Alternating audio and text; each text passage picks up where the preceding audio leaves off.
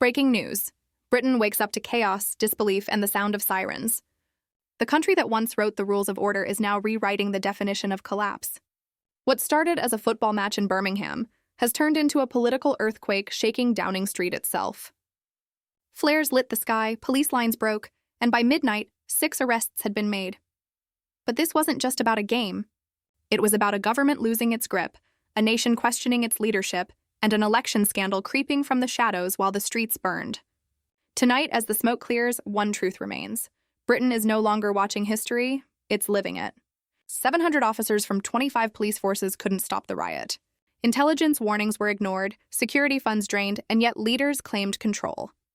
While chaos erupted outside Villa Park, the Home Secretary was seen at a charity gala, the Deputy Prime Minister off-grid, and Downing Street silent for 9 long hours before issuing 40 seconds of empty reassurance. That silence told the story, a government disconnected from its own people. Nigel Farage didn't wait for briefings. He went live. "This isn't leadership," he said, "it's surrender in slow motion." His clip went viral, 10 million views before sunrise, because millions saw in his words the reflection of their own fear. Britain, the land that invented football, now can't even police its own pitch.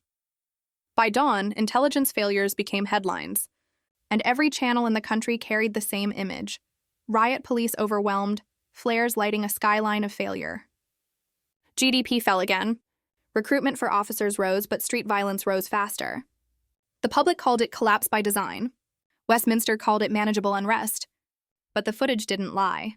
Burning vans, shattered helmets, and fear dressed as order. For the first time, Parliament admitted the word they'd buried for months: loss of control. But the election scandal that followed made things even darker. Leaked documents revealed security funding diverted to campaign events, intelligence briefings delayed until after political strategy meetings. Votes mattered more than safety. Accountability traded for optics.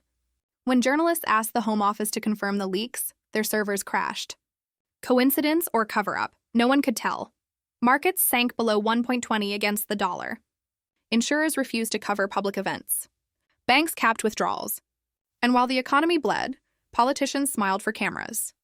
Starmer promised strength through order, but his own ministers whispered resignation letters. One aide leaked a message: "We are managing collapse." And yet, Westminster's stage lights stayed on. The performance of control must never end. Helicopters circled above Birmingham. The word deployment appeared in official memos. Military readiness on home soil, not for war, but for order. When did democracy need soldiers to protect it from its own citizens? Across social media, Farage's words echoed like prophecy. When the people no longer fear authority, authority ceases to exist.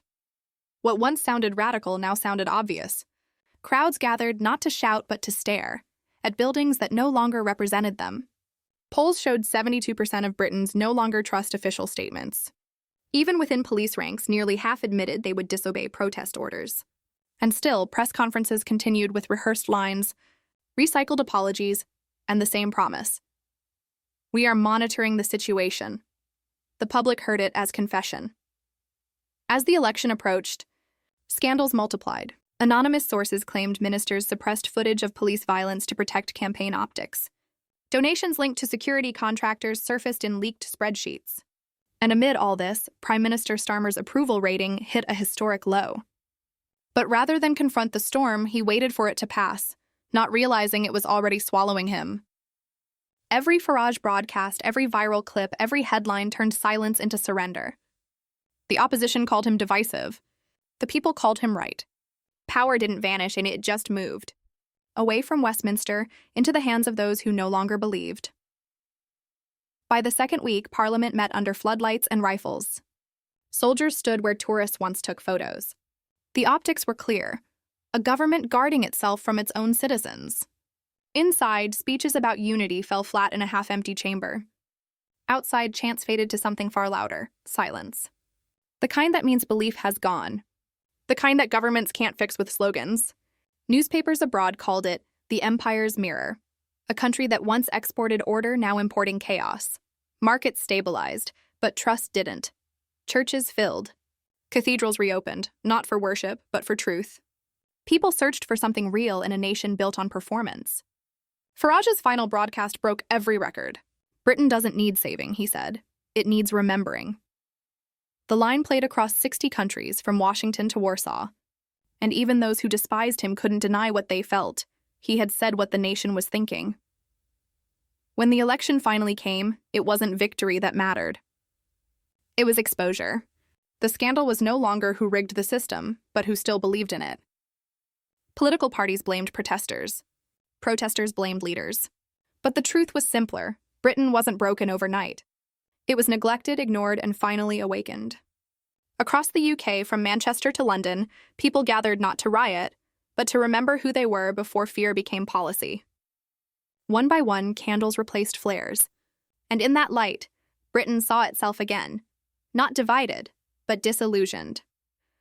By the time the Prime Minister addressed the nation again, the country had stopped listening. Every word felt like repetition from a system running on habit. Even power, it seemed, had grown tired. The riots ended. The silence didn't. Parliament remained standing, but authority had vanished. The people were no longer asking for promises. They were asking for truth. And truth, for once, didn't come from Downing Street. It came from the crowd. So tonight, as Britain stands between memory and madness, one question remains. Who leads a country that no longer follows? When control without trust is fiction, and peace without truth is surrender, only honesty can rebuild what power destroyed. And if you believe that truth still matters, subscribe, because this is where the real story begins.